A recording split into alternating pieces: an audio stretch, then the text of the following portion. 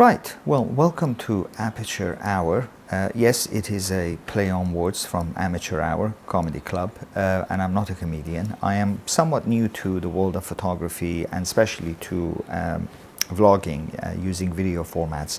But I just wanted to share some experiences with you and just a bit of a chit chat about camera systems and so forth and what's going on.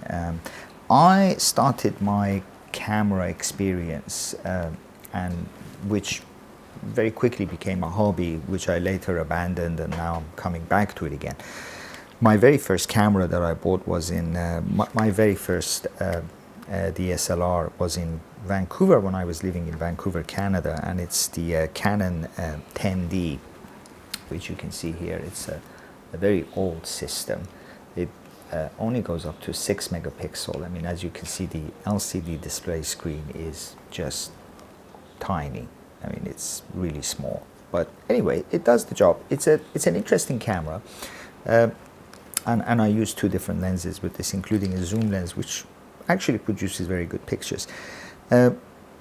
These older cameras, including some of the older ones that I have, which I will show you later, possibly at a later video, which is the Nikon D700 and the Nikon D3.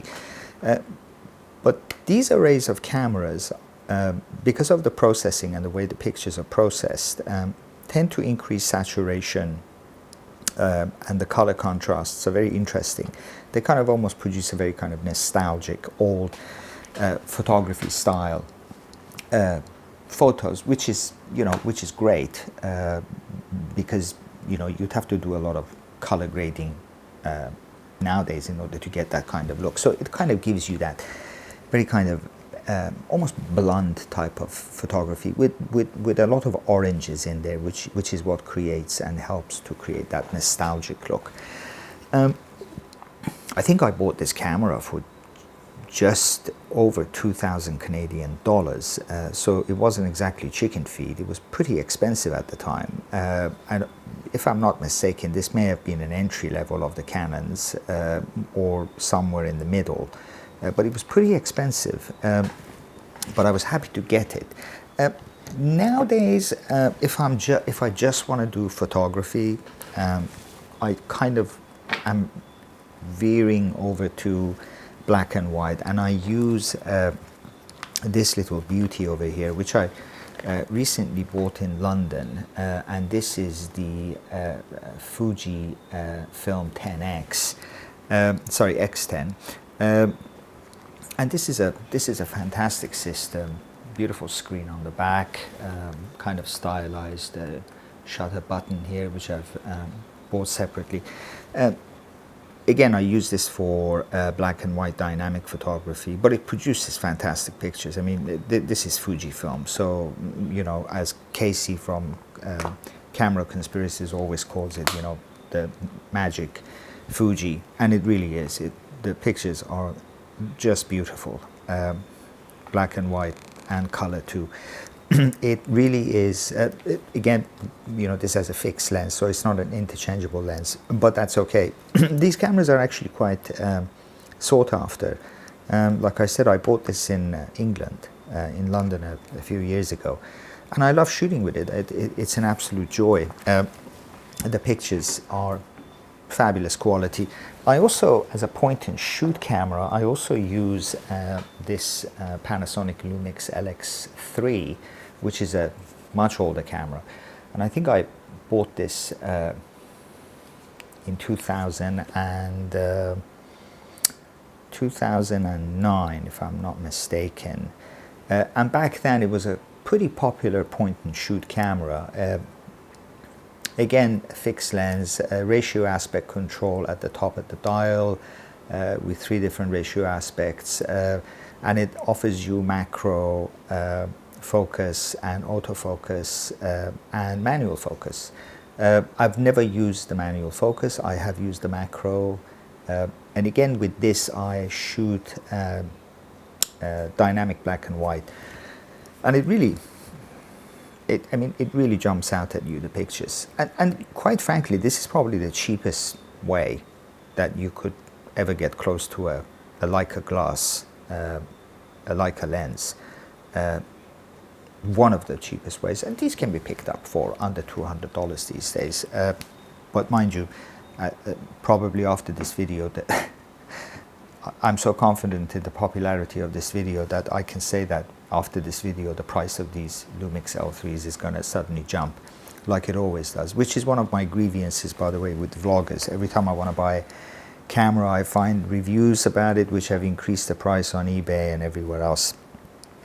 I also shoot with a Canon M50, which is actually what I'm shooting on here with now. Decent camera, 8-bit, 24 megapixel, and I mainly shoot all my videos with this camera. It's brilliant, has a good decent microphone input, which is what I'm wearing right now, but you have to be aware that simply using wired microphones with these cameras is not always advisable. So what I have here is a kind of booster so it doesn't draw the power from the camera to boost the volume, but it uses this, or you could use the DJI mic minis or any other type of microphone that can be attached and used wirelessly. But anyway, that's an introduction there, just for Aperture Hour. Like I said, I'm an amateur. I just wanted to share some things about photography and share some videos with you on cameras and possibly pictures and videos later. It's all about storytelling, isn't it? I mean, we're just telling stories really with photography. I'm not someone who is looking for the perfect picture, the perfect photo. There's no such thing. You can't find the perfect person for your life either. You have to compromising with imperfections is the perfection itself. And perhaps compromise is the wrong word as well, because that means to settle. Not coming to terms, but on a certain level accepting it, knowing that, you know, a photograph is going to be as flawed as you are, as your personality and character is. And that's the whole point of photography. There's a man called Mark Cohen who does a lot of street photography, and he's famous for the fact that he doesn't adjust anything in his camera and he just literally shoots straight from the hip. And he produces some fantastic photography. Because really that's what it is. One of the other things I want to discuss later on is perhaps some basic tutorials about photography. I watch a lot of videos about photography, and very few tend to make this connection about how aperture, for example, on a camera works. It basically copies the iris of the eye. So you know, the smaller the hole is because the presence of light is higher, and the larger the hole, the aperture becomes, it allows more light to come in, exactly like the human eye. So I'll cover some of those later on, and also shutter and so forth, its relationship to how you use your eyelids in order to control the amount of light that enters the pupil, and so on. So I think those are interesting things to talk about from kind of my perspective, and I'm a complete and utter novice at best. There are people who are much more proficient than I am at this stuff, including Casey from Camera Conspiracies. He's one of my favorites. I love watching his shows. Actually, after watching his shows, I kind of became inspired to do this. Another a good one to watch is Camera Noob. I think she's wonderful. A very kind of dry sense of humor simultaneously, as well as being quite knowledgeable about photography, but giving it a very kind of light touch, which is what I want to do. I really want to give this a very light touch. I don't want to discuss technicalities. I'm not a camera nerd.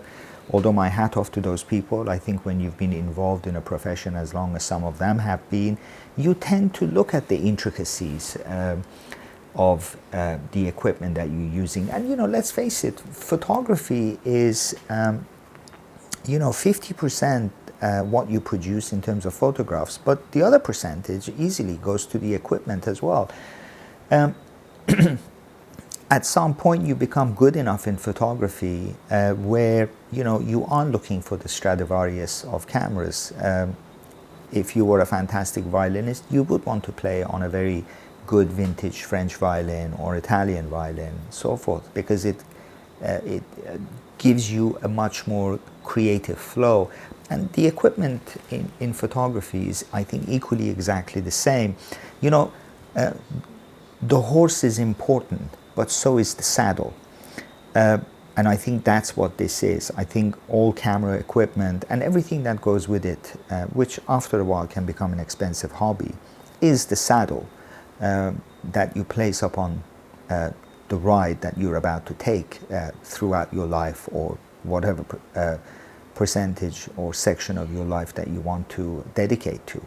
I also want to talk about some camera phones as well. There are some great camera phones that take great photos, and the type of equipments that you can, the attachments that you can use with some of these phones. For example, I have one over here which I think is very interesting. This is a camera grip for the phone, which can also act as a stand. Let me bring it right here, make sure that you can see it. So there, it allows you to have a proper grip, and it also comes with a Bluetooth detachable remote control, which can be used separately to control the camera. And you can also take photos by pressing that button. And this can rotate if you want a portrait or a landscape style. So these are some things to also look at when it comes to photography, the joy of photography. And you know, what is photography? It's I never forget when I was at university, one of our lecturers asked us, can a snapshot be a photograph, and what's the difference between a photograph and a snapshot? And that was 30 odd years ago, and I'm still thinking about it. What's the difference between a photograph and a snapshot? Are they interchangeable? Are they the same thing? Does it even matter if there's a difference between a snapshot and a photograph? Who's to say which is which? Sometimes a snapshot is often mistaken as one of the greatest photographs ever taken, and also the opposite applies too. But anyway, welcome to the canal. And we'll talk about cameras later on as well throughout the series. Hopefully enough of you will give me the like and subscribe to inspire me to make more videos about cameras and some of the techniques that I've acquired in photography and some of the things that I've learned using various softwares and so on. My background is multimedia technology and design, so I'm quite proficient with certain softwares and so forth. But intermittently I have flirted with photography and editing and so forth, and using various methods. So I'm not completely inept, although my knowledge of cameras is not as proficient as some people who use very kind of modern, up-to-date equipment like the new Sony lines and even the new Lumix lines, which are fantastic, and Fuji also in that range. I'm sorry to say that those are somewhat out of my price range. Hopefully at some point I will catch up and we can talk about some of the more sophisticated cameras. I have recently been looking at the Blackmagic Design Pocket Cinema 4K cameras, which seem to be only about $1,100 from their main website. Fantastic camera. I don't know how practical it would be. It seems to me that it's very much a studio type of lineup. So I'm not sure about the practicality. But listen, I'm very happy with this Canon M50. I also have another smaller camera that I use, which is the Nikon Z30, which has no problem shooting 4K with lesser cropping than this M50 does in 4K.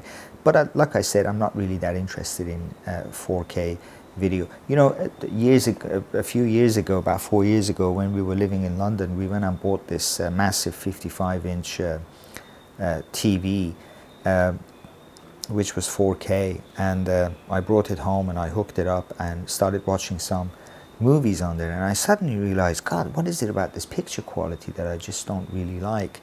And lo and behold, I switched it over to cinematic, which, you know, turned it to HD, and I thought to myself, there we go, that's much better. Now I can appreciate what I'm looking at. I didn't like the 4K. I'm not saying that 4K is bad, that's not what I'm saying, but you know, in the eye of the beholder to some extent. Some people like 4K and some people don't. But as far as file sizes are concerned and editing and so forth, it does become quite cumbersome and quite a burden, especially if you're doing 6K and even higher than that. The file sizes just get too big. But anyway, you know, we'll talk about photography and, like I said, you know, some of the aspects that are involved with this method of storytelling, which is really what it comes down to at the end of the day, isn't it? It's you know, it's everybody is now recording history to some extent, and it's an absolute fantastic phenomenon. So I think the more people that get into photography, the better. Like I said, you know, some of the equipment is extremely expensive. It's not cheap. This is not a you know, not exactly a rich man's game, but it's an expensive hobby. Although it has become much cheaper. I remember years ago when we were doing photography in school, that really was a kind of rich man's hobby. You had to buy the camera, you had to buy the lenses, and then you had to have the film developed, the negatives developed, and then the film and so forth, or you would do it yourself, which wasn't cheap either. You know, you had to go and buy an enlarger, which was, you know, a bit of an investment. There was black and white enlargers and color enlargers.